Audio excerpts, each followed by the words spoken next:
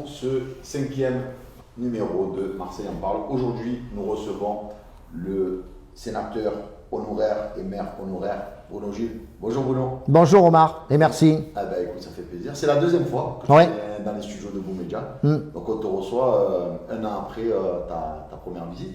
Alors, on va parler de toi.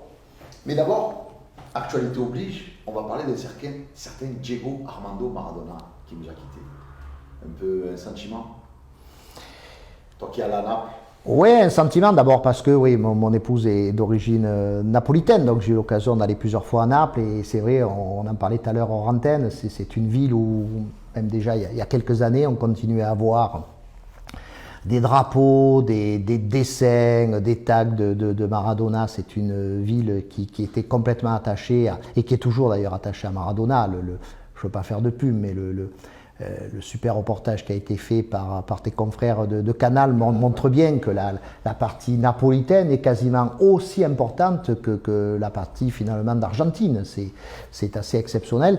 Et oui, des souvenirs parce que bon, c'est un joueur quand même extraordinaire, c'est un joueur qui a marqué aussi je dirais mes jeunes années à moi. Qui a failli venir à l'OM. Et qui a failli, voilà, tu me le lèves de la bouche, et qui a failli venir à l'OM dans la belle période de Bernard Tapie. Et c'est vrai qu'on imagine, quand on voit le personnage, ce qu'il a donné à Naples et ce que Naples lui a donné, on se dit Marseille, puisqu'on a souvent fait le parallèle, et je crois qu'on le fera éternellement entre ces deux villes. Un Maradona à l'époque de Tapie à Marseille, bon voilà. Il y avait Waddle à l'époque. Il y avait Waddle, il y avait Moser, Papin. Bon, ça aurait été. Peut-être qu'on n'aurait pas attendu 92 pour gagner une Coupe d'Europe. Qui sait? Mais enfin, 93, 92, c'est la ratée, désolé.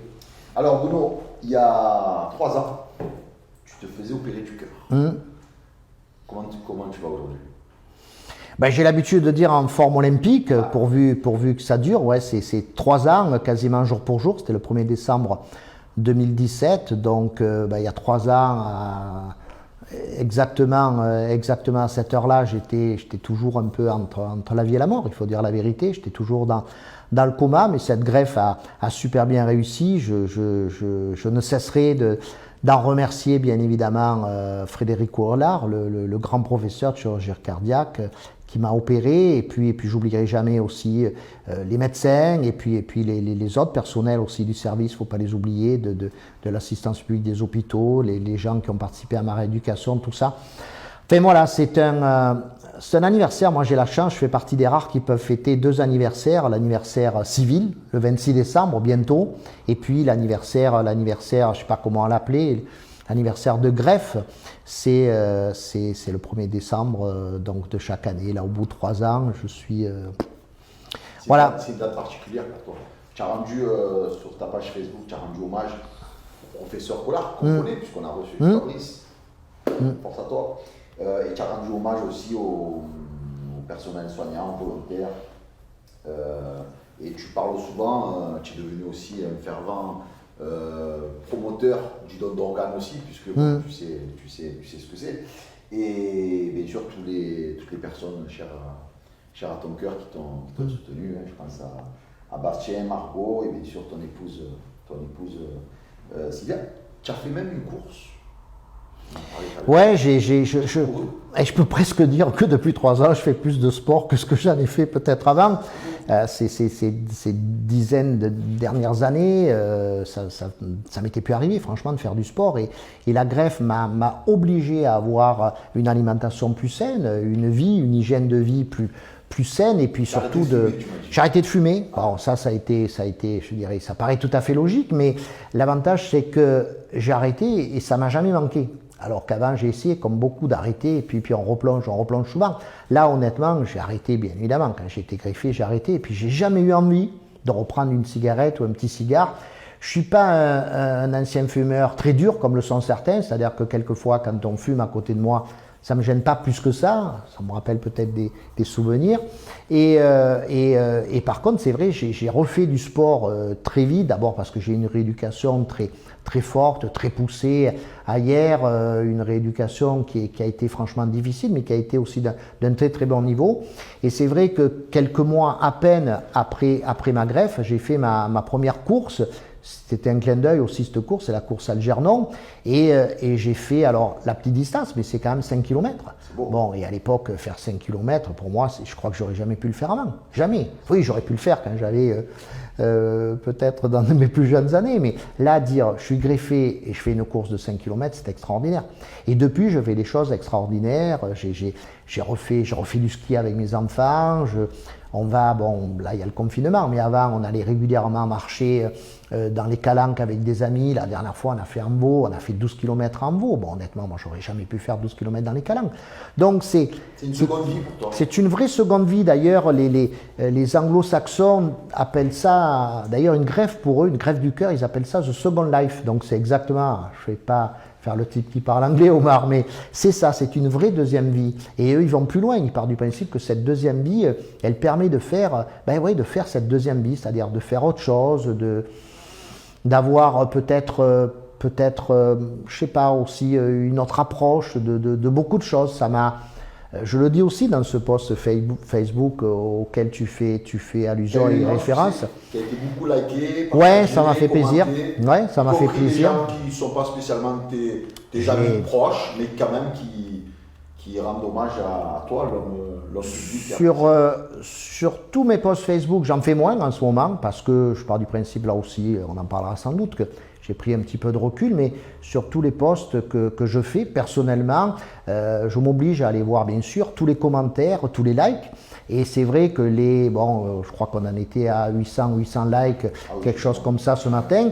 Je suis allé voir qui c'est qui a liké. Et c'est vrai que il y a des gens qui, politiquement, s'étaient un peu éloignés de moi et qui ont liké. Alors ça me fait plaisir, voilà, parce que sur un anniversaire comme ça, on dépasse bien sûr beaucoup de choses et tout like toute petite pensée me fait plaisir et me touche beaucoup. Ça fait plaisir. Alors nous on est ravis en tout cas déjà de te revoir. On est ravis à Boumédia de te voir en pleine forme et en bonne santé. Tu étais venu donc le 16 octobre dernier, donc à l'époque tu étais candidat à la mairie de Marseille.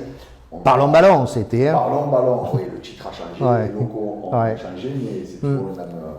C'est toujours le même état d'esprit. Alors, pour faire la transition justement avec ton opération, il y a eu des attaques un peu nauséabondes justement en disant qu'à l'époque, tu ne tiendrais pas parce que tu as été opéré. Et non seulement tu as tenu, mais tu allais jusqu'au bout de ta campagne, de ton projet, de ton aventure politique, on va dire.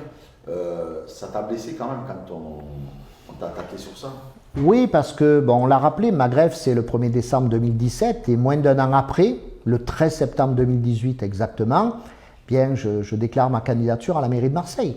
Et à cette époque-là, je sais que beaucoup ricanent, beaucoup se moquent. Et c'est vrai que ça m'a beaucoup touché parce que dans les réflexions qui étaient faites parfois dans des dîners mondains ou dans des réunions, voilà, on disait mais physiquement il ne tiendra pas. 13 septembre 2018, les élections municipales ont lieu en mars 2020, presque 2 ans à tenir.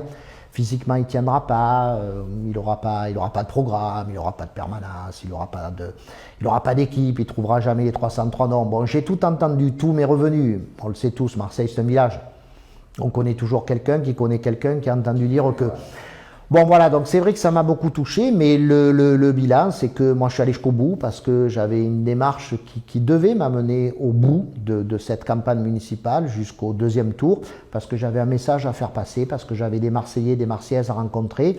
Et pendant 2 ans de campagne électorale, 2 ans c'est à la fois une éternité et puis une fraction de seconde, mais pour moi il y a eu des moments qui ont été une éternité et c'est sans doute là que j'ai pu avoir peut-être pas que cela, mais parmi mes plus beaux moments de vie politique, et puis sans doute, là j'en suis sûr, les plus atroces. Je crois que depuis presque 40 ans que je fais de la politique, c'est sans doute là que j'ai eu à vivre les moments les plus difficiles, les plus durs, les plus nauséabonds de ma vie politique, mais voilà, ça forge un homme. Et je le disais tout à l'heure, peut-être que si j'avais pas eu cette grève de cœur, j'aurais peut-être pas été candidat. Et en tout cas, je pense que je n'aurais pas supporté de la même manière tout ce que j'ai dû supporter. En même temps, moi, tu m'avais dit, puisqu'on est amis, on est depuis 25 ans, tu m'avais dit, Omar, mon péri du cœur, j'ai failli ne plus être de ce monde. Qu'est-ce qui pourrait me faire peur? Qu'est-ce qui pourrait m'arriver? Et tu as le bout de ta démarche. Tu es allé au bout et limite tu as fermé le clapet à ceux qui diraient il n'irait pas au bout, il ne tiendra pas, c'est un cheval de ci, de 3, de ci, de là. Et finalement, non, tu as fermé la bouche à beaucoup de gens. J'étais candidat. C'était une candidature Bruno Gilles. C'était pas ni la candidature de Jean-Claude Gaudin, ni la candidature de Martine Vassal, ni la candidature de Renaud Muselier. Et c'est vrai que au fil des mois, tu l'as entendu, je l'ai entendu. Ben, au début, j'étais le candidat d'un tel, puis après le candidat d'une telle, et on a. Certains disaient que tu allais te coucher. Oui. Pas coucher du tout.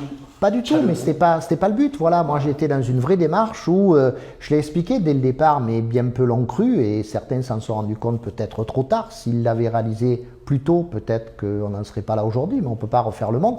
Voilà, moi j'étais candidat pour aller discuter, pour aller parler avec les Marseillaises et les Marseillais. J'étais dans une démarche très participative, j'étais dans une démarche d'aller rencontrer, et en 2 ans, j'ai rencontré des milliers et des milliers de Marseillais dans tous les quartiers de Marseille. Et puis franchement, moi qui suis un Marseillais pur jus, voilà, né ici, habitant ici, n'ayant jamais quitté mon quartier des Chutes-la-Vie dans le 4e arrondissement de Marseille, je veux dire, j'ai découvert, voire redécouvert aussi Marseille. Moi, je n'ai pas honte de le dire. Et d'ailleurs, bien peu, je ne dis pas ça pour me féliciter, mais quel élu, quel candidat peut dire j'ai fait 2 ans de campagne électorale et je suis allé quasiment partout. Et tu as eu un très bon accueil partout. Et j'ai toujours... Zéro incident quand même. Zéro incident, je me suis fait refouler de nulle part, des quartiers difficiles comme la rue d'Aubagne, où je suis allé discuter à l'époque avec les acteurs du logement insalubre. D'ailleurs, j'ai fait... Tu as été le seul qui a présenté ses excuses. Ouais, ça aussi, ça fait partie des choses.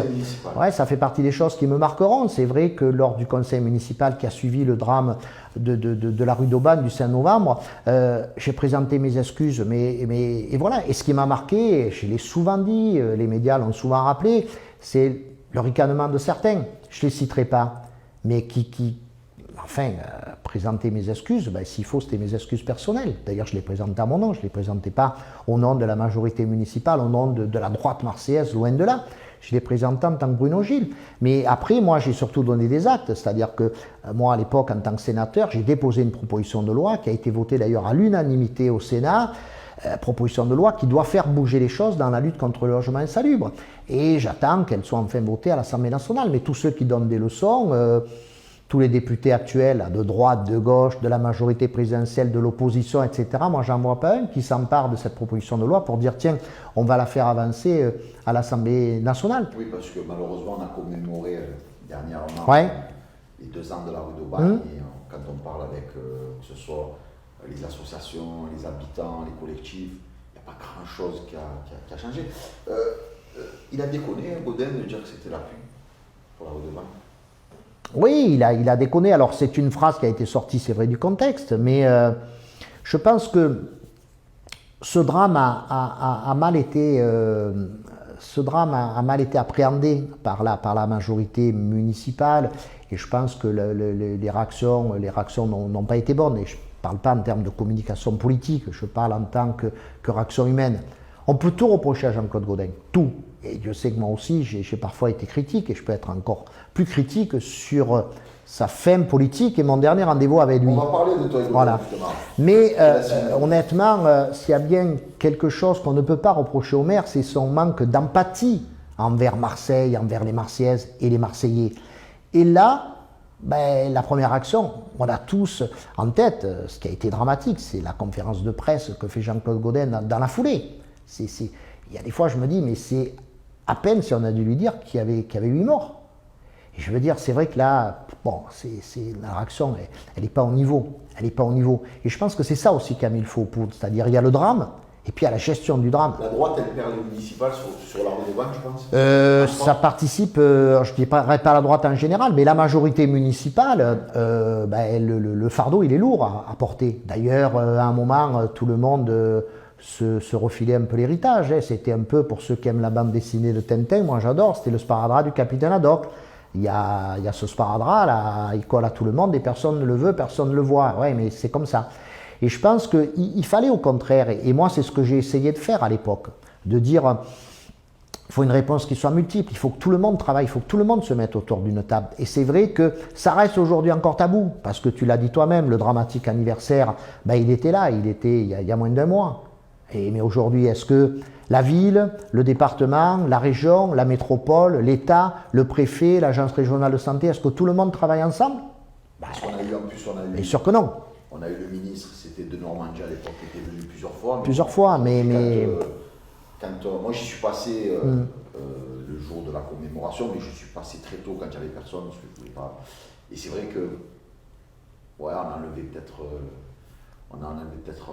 certains grillages et tout, mais je veux dire, moi je me mets à la place d'un habitant de la rue d'Aubagne, je me dis, il y a eu 8 morts, qu'est-ce que ça a changé? Pas grand-chose. Alors, on parlait de Godin. Godin, quand tu te dis, dans un restaurant, dans ton fief là-bas. Chez Massimo. Bruno, chez Massimo. Bon, la manger, c'est très bon. Ouais. Tu m'avais invité, c'est très bon. Bruno, tu seras maire. Martin Massal à la métropole. Donc, toi, tu l'as dit, ça a été relié après par la province. Ça n'a été jamais démenti. Il fait un sacré coup de Trafalgar là.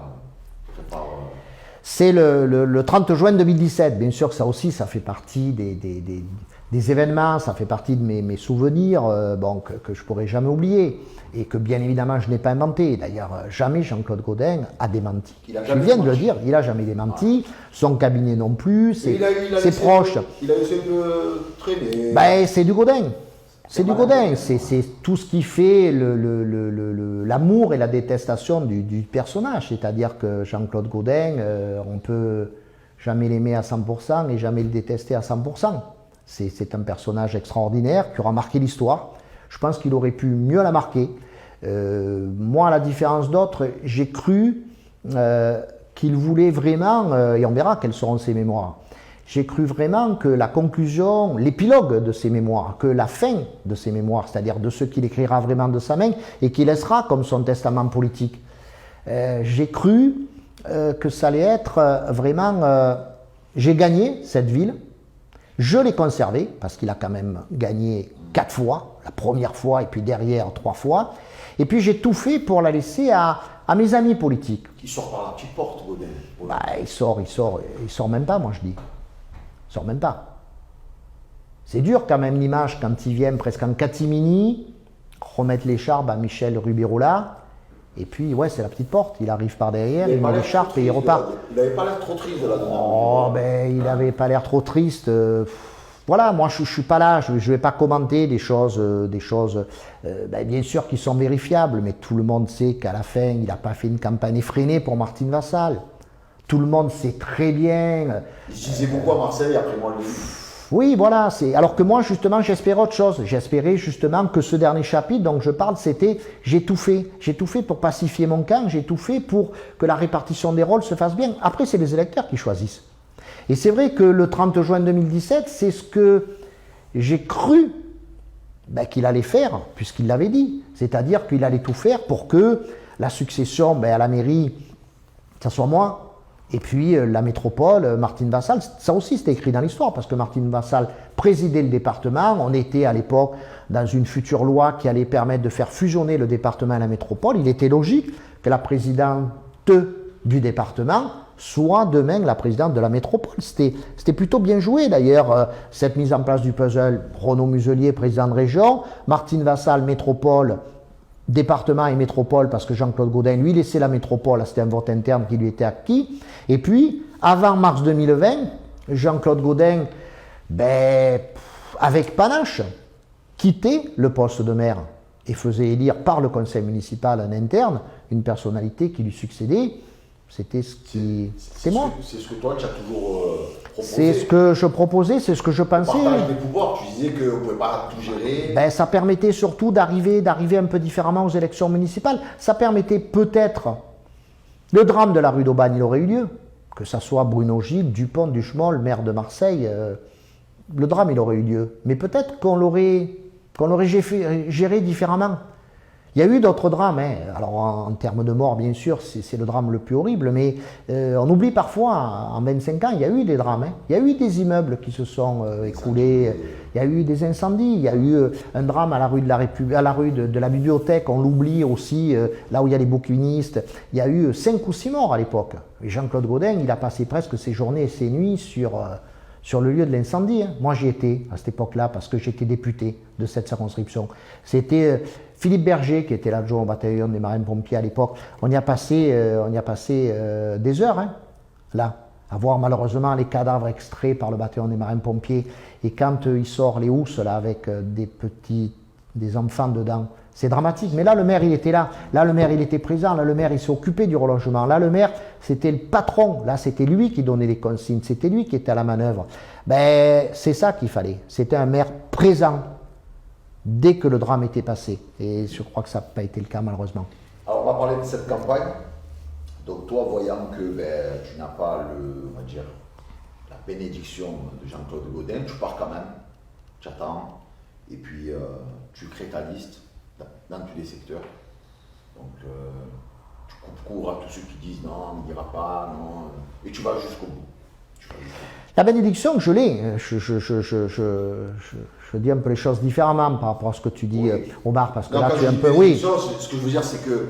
Oui, comme j'ai la bonne mère derrière, voilà. Justement, ça tombe bien. Non, c'est-à-dire que Gaudin, en fait, Gaudin, qui au départ. Mais dans les paroles. Et il fait volte-face. Dans les paroles, d'ailleurs, je dis bien, il y a la bonne mère et puis il y a la cathédrale de la Major, donc je suis bien encadré. Et puis j'ai le Palais Longchamp, qui est quand même un des monuments historiques de Marseille et le plus représentatif du 4-5. Non, mais voilà, fermons cette parenthèse historique. Mais à l'époque, moi, quand je suis candidat, il faut se rappeler les réactions. Moi, je suis candidat le 13 novembre. Quand vous regardez, vous écoutez, vous faites la revue de presse ou la revue des médias du 14 septembre 2018. Tout le monde valide. Tout le monde est derrière moi. Hein.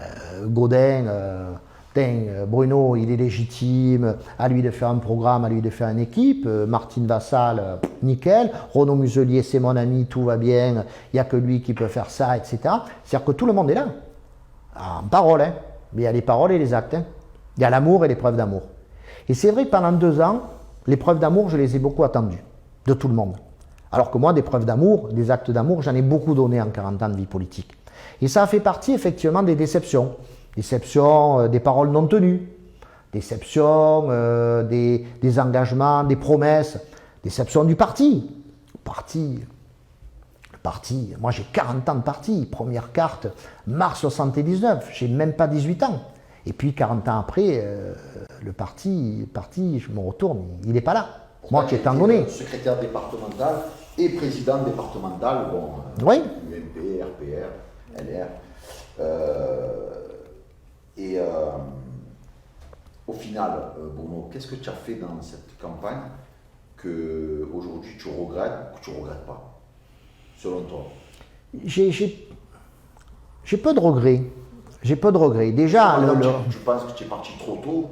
Non, vous savez, non, tu sais Omar, tous ceux qui ont dit tu pars trop tôt, tu ne tiendras pas, 2 ans c'est long, mais il m'a presque manqué du temps. Pourquoi je dis je suis parti? Je suis parti très tôt d'abord parce que moi j'étais élu, réélu dans le 4-5, 4 mandats, 4 fois maire de secteur. Personne d'ailleurs, je dis pas ça là aussi pour me mettre une barrette sur l'épaule, mais quand même 4 fois. 4 fois, ben personne. Ce qui te vaut le titre de maire honoraire. C'est ça, ce qui me vaut le titre de maire honoraire et d'ailleurs et sénateur aussi honoraire, puisque je suis membre honoraire du Parlement en ayant été élu député et puis plusieurs fois sénateur. Mais je pars très tôt pour aller partout, c'est ce que je dis tout à l'heure. C'est qu'à un moment, pour aller visiter les 16 arrondissements, pour aller à la rencontre des associations, des habitants, il faut du temps, il faut 2 ans.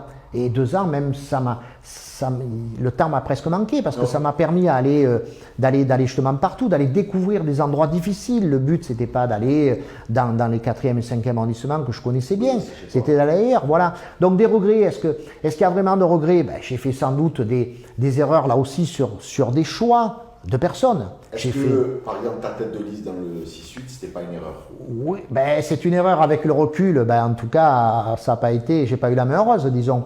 Mais d'un côté, je ne le regrette pas, parce que je me dis, faire le choix de la jeunesse dans les 6e et 8e arrondissements, faire le choix d'aller choisir quelqu'un qui a toujours été un militant à mes côtés, quelqu'un que j'ai connu jeune lycéen, qui a été le responsable de l'UMP lycée, quelqu'un qui a été responsable des jeunes ensuite chez les Républicains, quelqu'un sur qui, voilà, un peu comme dans Cendrillon, là, dans les films de Walt Disney, là, il y a les fées là, qui sont au-dessus du berceau. Là. Ben, je faisais partie d'une des fées qui était au-dessus du berceau de Ludovic Pernet, pour ne pas le citer. Donc je trouve que c'est un bon choix de le mettre tête de liste. On parle beaucoup de jeunes en politique, mais tout le monde met les jeunes derniers. Ben, moi, j'en fais une tête de liste dans le secteur symbolique des 6e et 8e arrondissements. Et à la première occasion, c'est-à-dire entre les 2 tours, il part. C'est son droit de partir. Hein. Alors, mais il ne prévient pas. Il ne nous prévient pas. Dernièrement, qui était à ta place, elle a dit qu'il a prévenu personne, ni toi, et ni même tous les colistiers du système, je confirme. Moi, je reçois un SMS, je l'ai gardé d'ailleurs, ça me permet d'avoir une preuve. Moi, je reçois un SMS 3/4 d'heure avant la conférence de presse. C'est-à-dire la conférence de presse, elle a lieu à 10h. À 9h15 du matin, j'ai un SMS de Ludovic Pernet qui me dit je pars avec Martine Vassal. C'est son droit. Mais je veux dire, on aurait pu en parler avant. Renaud, Martine auraient pu me prévenir. Bon, il part comme ça. Il ne me prévient pas à moi, donc bien sûr qu'il ne prévient pas la plupart de ses colistiers. Il en me prévient peut-être quelques-uns, mais en tout cas pas la totalité. Bon, voilà, c'est pas sympa. Ça fait désordre. Voilà. Pour une jeune carrière politique, je trouve que ça la fout mal. Et puis en plus, il négocie sa place, il négocie aucune autre place. Voilà. Après, la vie politique, elle ne tourne pas autour de Ludovic Pernet, c'est pas l'alpha et l'oméga, mais ça fait partie des gens qui n'ont pas été corrects, mais c'est la seule tête de liste. Les 7 autres têtes de liste ont été nickel, franchement. On a pris des positions communes. D'ailleurs, quand on fait la déclaration le soir du premier tour, du 15 mars, la tête de liste du 6-8 est là, et la tête de liste valide ce que nous disons le soir du premier tour. Écoute, c'est pas grave, ça fait partie, oui, des petites déceptions. Est-ce que c'est véritablement un regret? Moi, je crois qu'on ne vit pas avec les regrets. On peut toujours refaire le monde, on peut toujours dire oui, si on avait été... J'ai un regret, oui, et le regret, c'est que on ne soit pas partis ensemble. Je pense que si on était partis ensemble avec Martine Vassal, avec l'aide de Jean-Claude Gaudin, avec l'aide de Renaud Muselier, une aide vraie, une aide politique, une aide affective, amicale. Si j'ai des regrets, c'est d'avoir pensé que dans la politique, il pouvait y avoir de l'amitié. La politique, c'est atroce, et il n'y a pas d'amitié. Et ça sera... de Marseille en parle. On se retrouve dans un instant.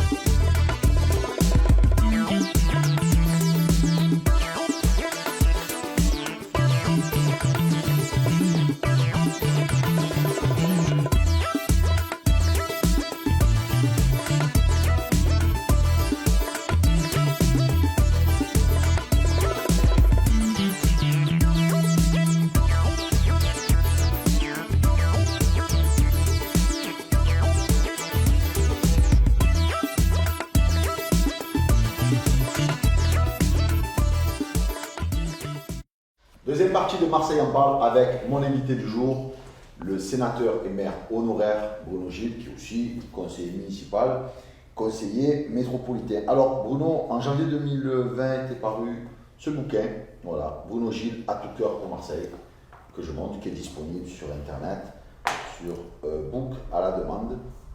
Donc bouquin très intéressant, tu parles de beaucoup de choses, Sarko, Chirac, toi. Hein? C'est un entretien que j'ai eu avec une ancienne journaliste, Christine François Kirch. On ne va pas cacher son nom. Elle m'a donné aussi un bon coup de main pendant la campagne des élections municipales. Elle s'occupait de ma communication et des relations avec la presse. Et on a décidé tous les deux de faire cet entretien, donc, qui est paru effectivement en janvier 2020.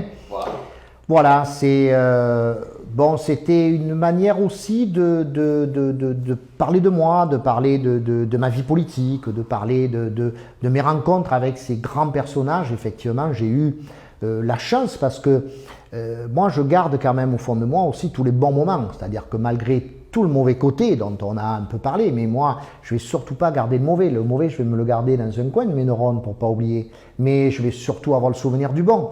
Moi, j'ai eu une chance historique, c'est d'avoir été, par exemple, 2 fois directeur de campagne de Jacques Chirac. Grand monsieur Jacques Chirac. Extraordinaire. À qui tu as rendu hommage avec des pommes? Oui, parce qu'il s'est trouvé qu'au moment où j'allais faire mon premier grand meeting, 2 jours avant ce grand meeting, Jacques Chirac décède. Et donc, c'est un drame pour moi. D'abord, c'est un drame personnel parce que j'avais un attachement affectif à cet homme. Moi, je suis rentré en politique pour Chirac. Moi, je ne suis pas rentré pour un parti. Moi, c'est Chirac. Moi, quand j'ai vu Chirac à la télé, avec ses bras comme ça à l'époque du RPR, moi, j'étais tout jeune. Bon, j'ai été séduit par ce type, par le presse, comme on appelait, le Tché. Donc, moi, j'ai fait de la politique pour Chirac. Voilà, et j'ai été ce qu'on appelait un bébé Chirac. Et quel drame, parce que 2 jours avant mon grand meeting, qu'on préparait depuis des semaines, il part. Et là, la grosse question, c'est de dire, on maintient ou on annule.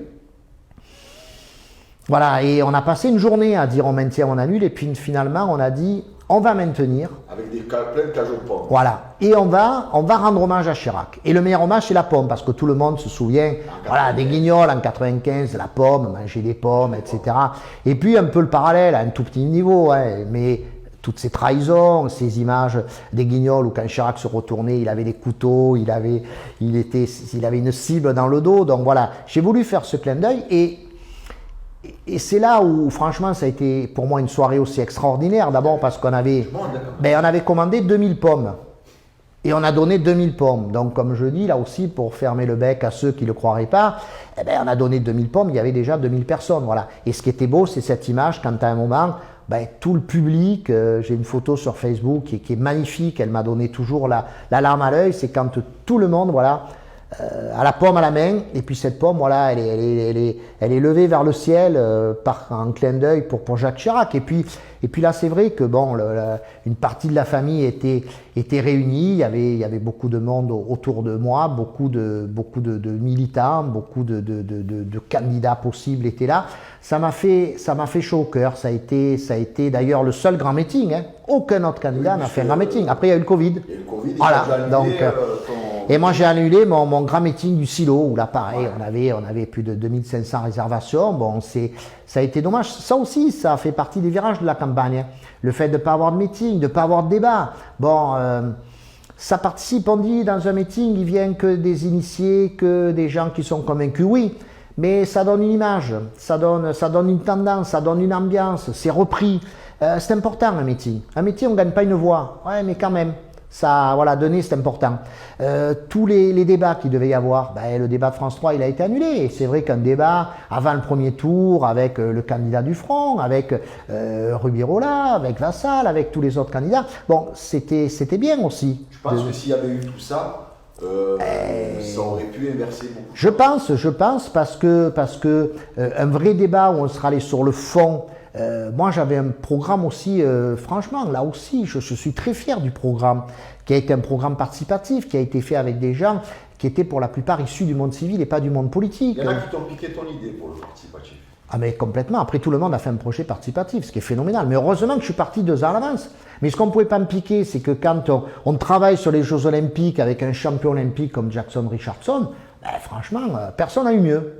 Quand je parle de gouvernance et de transparence, paix son âme aujourd'hui avec le professeur Richard Guéventian, c'est un professeur spécialisé dans l'éthique, dans la transparence politique. Franchement, on n'a pas mieux. Quand on bâtit tout le projet des écoles avec mon ami Robert Ciampi, qui est proviseur du plus grand lycée public de Marseille, le lycée Nelson Mandela, pour ne pas le citer, qui a travaillé avant dans un collège, qui a été directeur d'école, c'est-à-dire qu'il il est passé de l'école au collège, au lycée, c'est-à-dire il connaît tout ça. Il fait un projet qui est franchement fabuleux.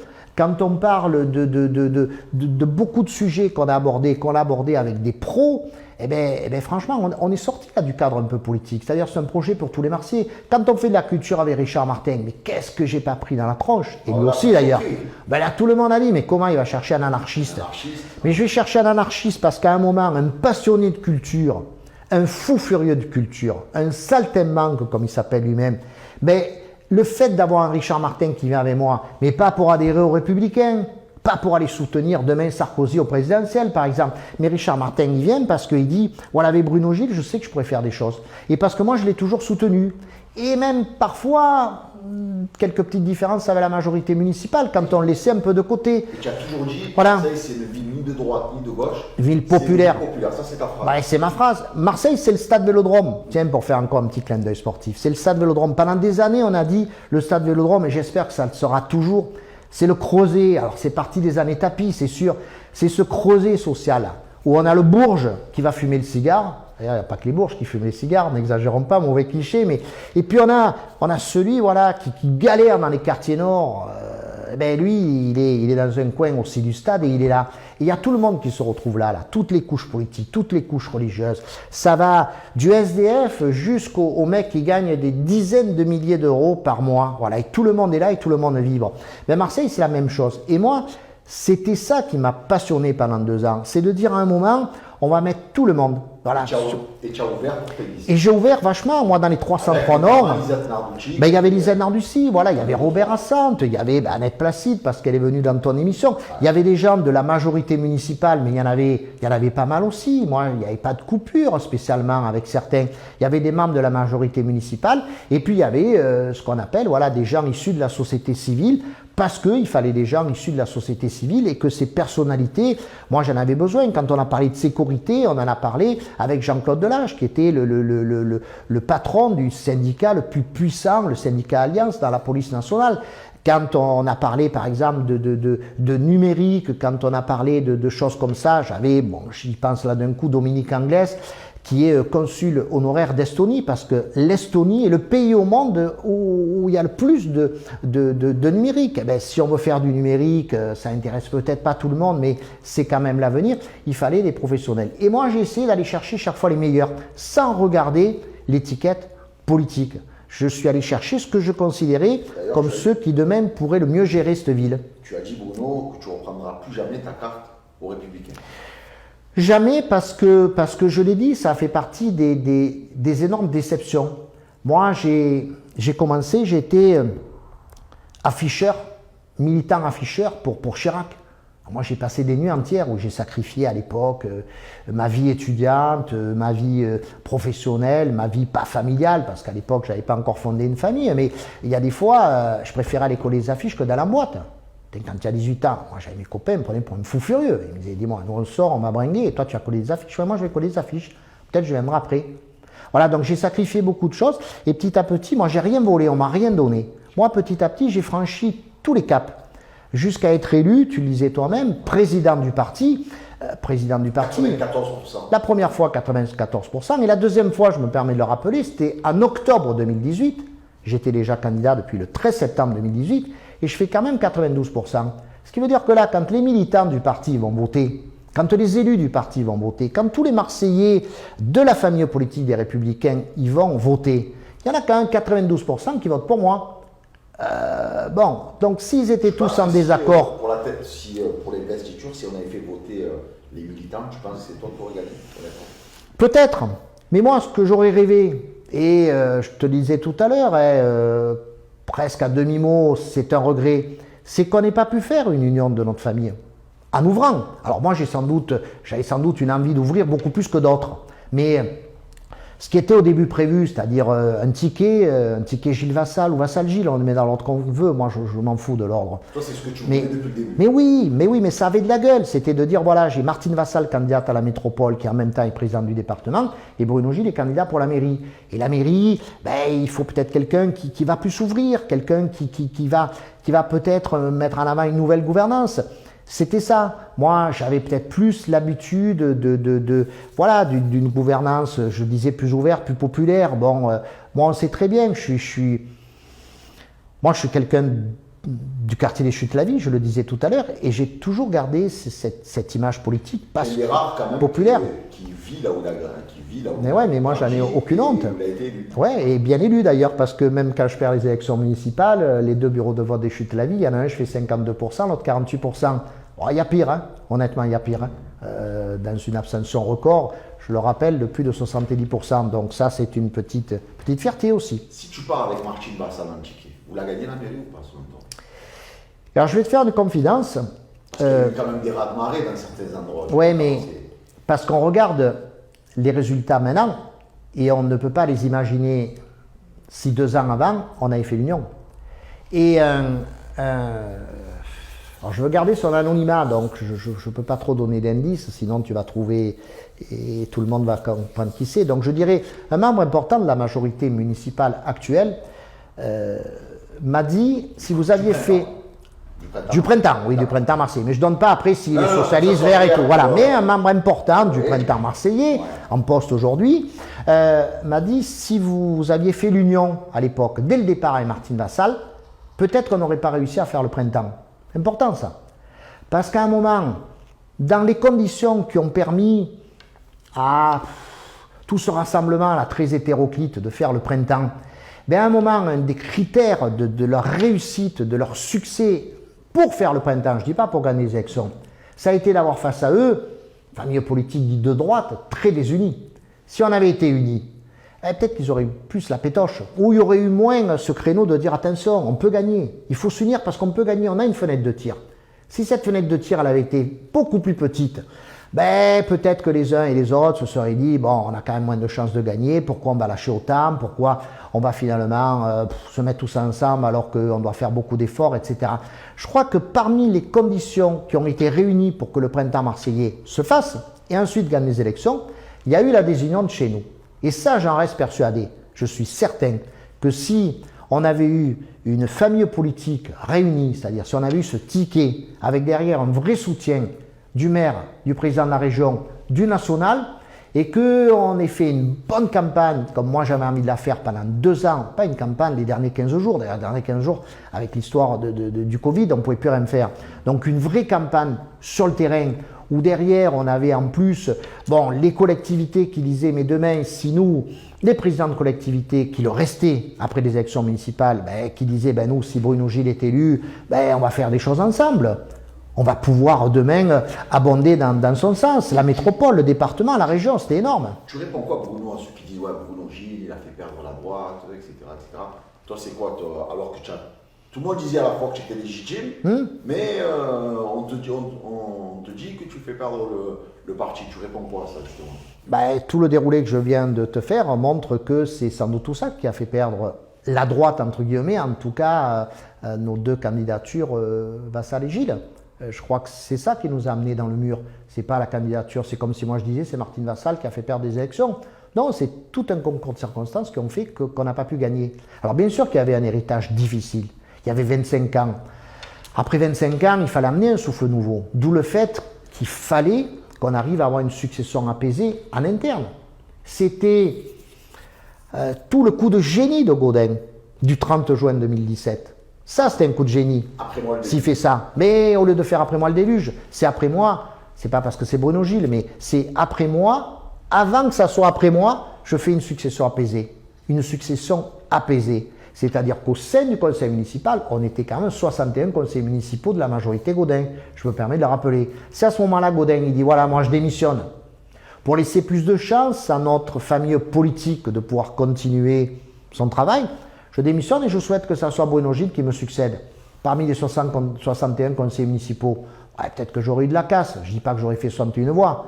Enfin, et là, tu changes de maire en cours de mandat dans le cadre d'une succession apaisée avec à tes côtés Martine Vassal et Renaud Muselier, tu arrives moins en lambeau en mars. Est-ce que tu penses, là ça fait 6 mois qu'il y a une nouvelle majorité municipale, est-ce que tu penses que les Marseillais, ils ont voulu faire du dégagisme coupé avec Gaudin, et ce qu'on peut appeler les bébés Gaudin ou les héritiers de Gaudin, parce que ça les héritiers c'est un mot qu'on a beaucoup entendu, ou est-ce que tu penses que c'est un vote d'adhésion parce qu'ils voulaient retrouver un peu la gauche à Marseille, les nouvelles populations? Toi, tu l'analyses comment Quand il y a près de 70% d'abstention, il ne peut pas y avoir un vote d'adhésion.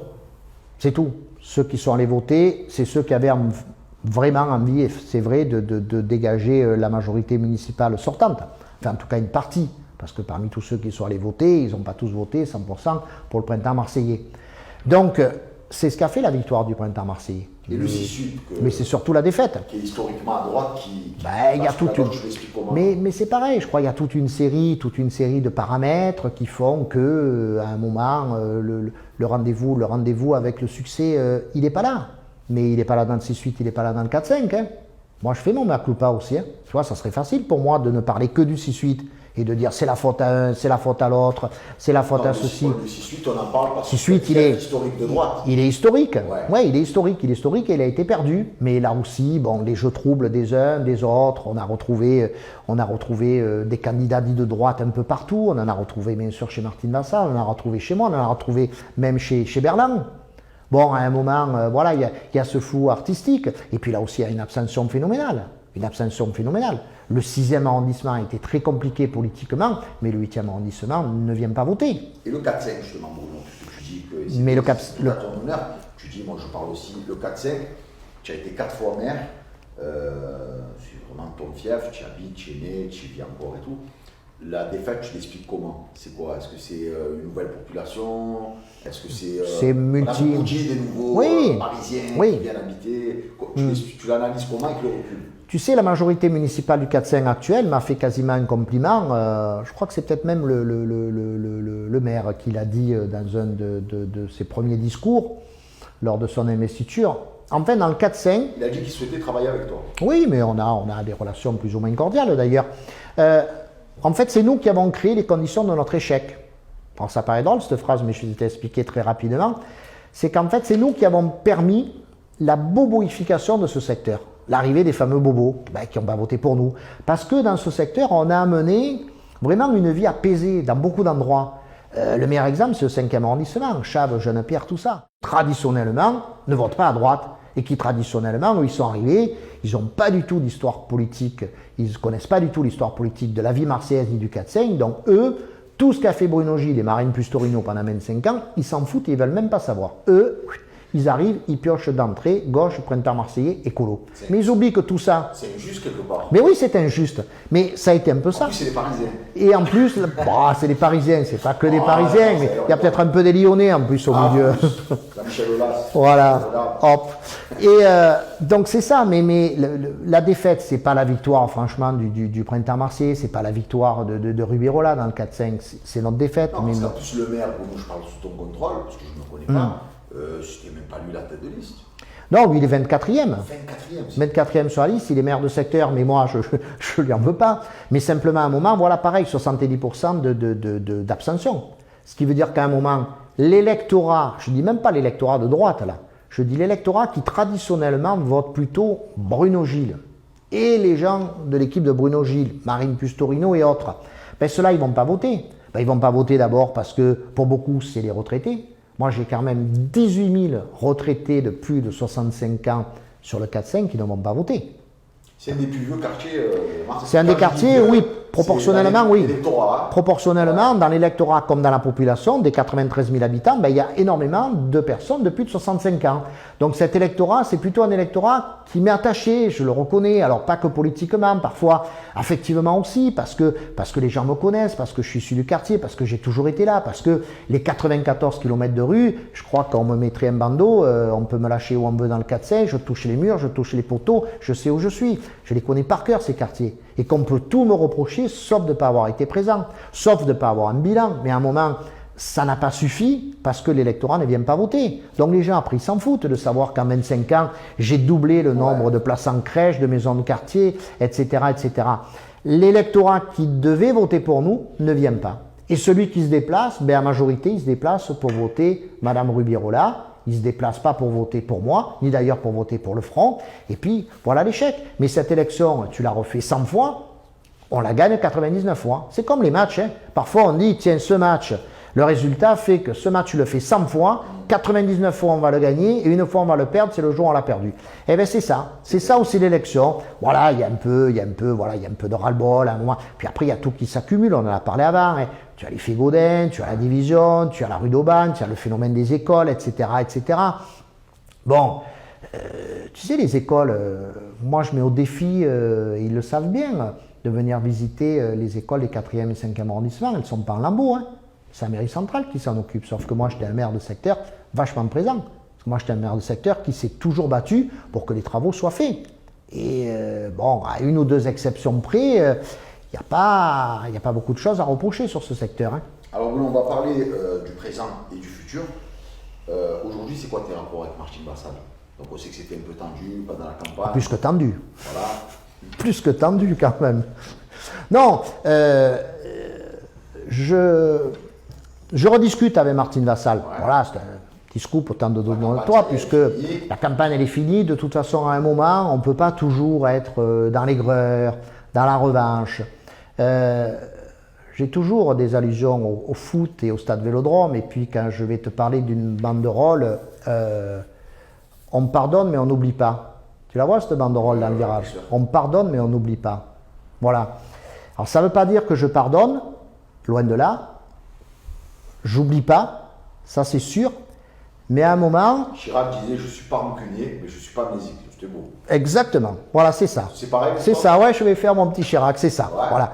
Donc à un moment où on arrête la vie politique, j'y ai pensé aussi. Tu sais, depuis le 28 juin... Bruno, toi tu n'as plus rien à prouver quand même. Député, tu as été député. J'ai été député, j'ai été sénateur. Comme je te disais, si tu regardes sur les 3 villes, Paris, Lyon, Marseille, où il y a des maires de secteur, personne n'a été élu 4 fois. Personne, ni dans les 20 arrondissements de Paris.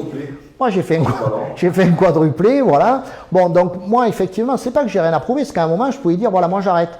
Moi, j'arrête, j'ai perdu, j'arrête. Écoutez, effectivement, j'ai pas à rougir, je mets un coup de rétroviseur, regardez, moi, tout ce que j'ai fait, tout ce que les électeurs, la population m'a donné, tout ce que même le parti, à l'époque, m'a donné. C'est fabuleux, on a parlé tout à l'heure, Chirac, Sarko, etc. Moi, ça a été géant. Donc, ça a été géant. Ta veste. Non, surtout pas. Des idées, surtout pas. Voilà. Donc, je pouvais dire, tiens, je ferme. Je ferme et puis je passe à autre chose.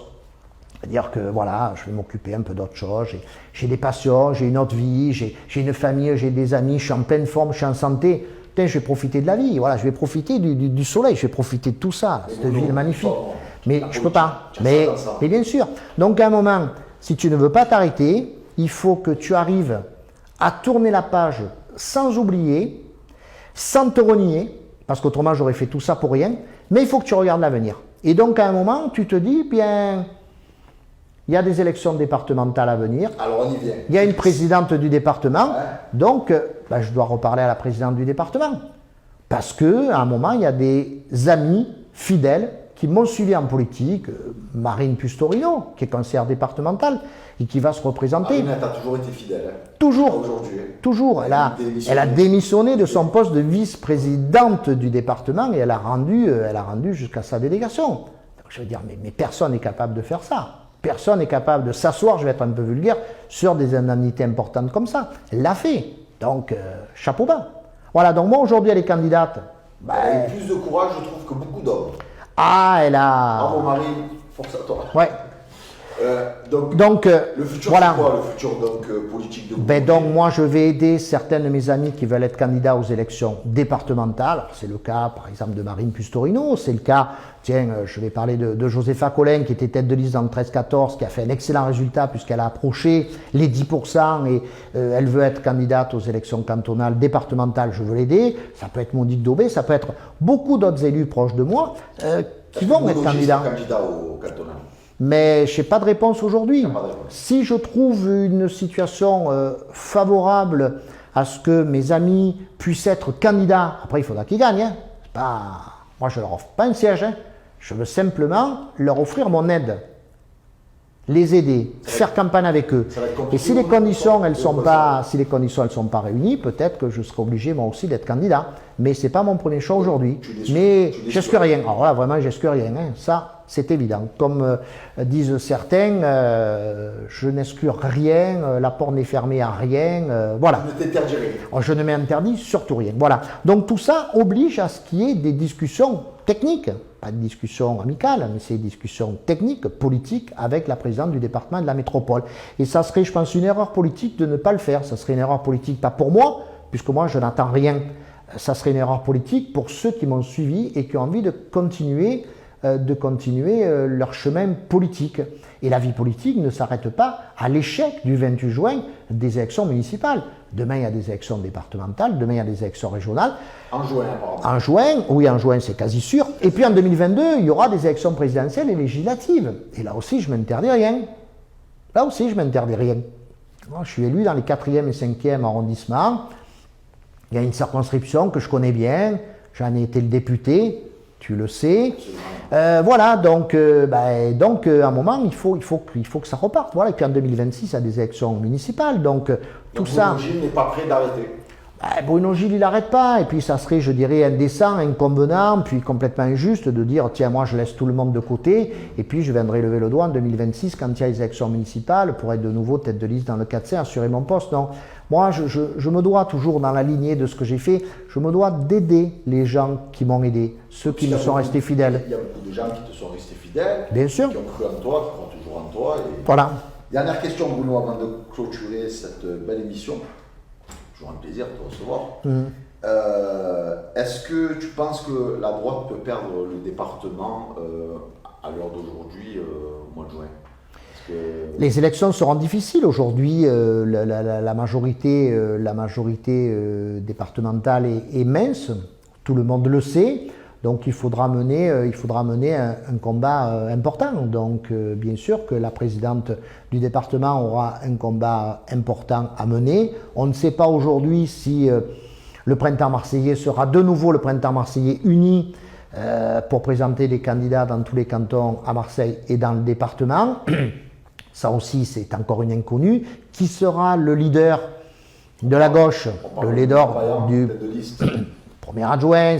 C'est ce qui se murmure, ça paraîtrait logique et ça paraîtrait légitime. Ça prévoit d'ailleurs un très très beau combat si c'était ça. Voilà, donc c'est dur de toute façon de se projeter. En plus, bon, avec toutes les restrictions actuelles, avec les problèmes sanitaires, avec le confinement, qu'on ne refasse pas la même chose que la dernière fois. Il y a un rendez-vous qui sera fixé au mois de juin, mais enfin il faut faire campagne aussi. Le but, c'est d'arriver à discuter, à aller toucher les gens, à pouvoir faire des visites de quartier, à pouvoir faire des réunions, sans mettre en péril la santé des gens, sans mettre en péril aussi notre santé. Mais je veux dire, aller faire une campagne où on doit parler à 3 mètres avec un masque et des gants, où on ne doit pas même donner un document, où on ne fait plus aucune réunion publique, où on ne fait plus de réunion à domicile. Voilà, c'est comme ça qu'on gagne des élections, hein, en particulier encore à Marseille. Hein, tu as le Covid, toi, par contre. Il y en a beaucoup qui oui, mais moi, j'ai fait gaffe aussi. Hein. Ça aussi, ça a été dur. Tu sais, quand avant le premier tour, la semaine qui précède le premier tour, moi, j'avais tous les soirs des mini-réunions publiques, 100, 200, 300 personnes. On devait faire le tour de tous les secteurs. Et quand il a fallu, bon, là aussi, la mort dans l'âme, que moi, je dise, ben, moi, honnêtement, il vaut mieux annuler. En tout cas, moi, je ne pourrais pas venir. Voilà, moi j'ai une greffe qui fait qu'aujourd'hui je ne peux pas prendre des risques. Moi, si je chope le Covid, c'est un peu plus compliqué que d'autres. Hein. Voilà, moi je pars à la Timone, je fais chez Collard, je passe des chemins chez Collard. Pas envie de prendre ce risque. Hein. J'adore la politique, mais en moment. Puis moi j'ai une femme, j'ai des enfants, j'ai envie de les voir grandir. Hein. Je les ai déjà assez sacrifiés. Hein, je leur rends un peu hommage. Assez sacrifiés pendant ces 25 ans de vie politique. Que voilà, je ne peux pas prendre des risques. Donc, et j'en prendrai jamais. Donc, ce qui fait que pour le mois de juin, il faut que les conditions sanitaires, médicales soient bien réunies pour qu'on puisse faire campagne. Et c'est comme ça qu'on pourra véritablement dire qu'il y aura des élections vraiment démocratiques. Sinon c'est pas possible. Merci Bruno. Merci à toi Omar, ça a été encore un plaisir. Et je rappelle quand même que tu ne parles plus à la presse depuis très longtemps, toi aussi. Depuis le 28 juin. J'ai un petit article l'autre jour dans un quotidien local, mais voilà, mais celui-là, c'est mon vrai retour finalement médiatique. Merci beaucoup Bruno. Grâce à Beau Média. Merci. On se retrouve très bientôt pour une nouvelle émission, la prochaine, où je recevrai Jean-Marc Ferreri et Maurice Ginocera et on parlera de Diego Armando Maradona.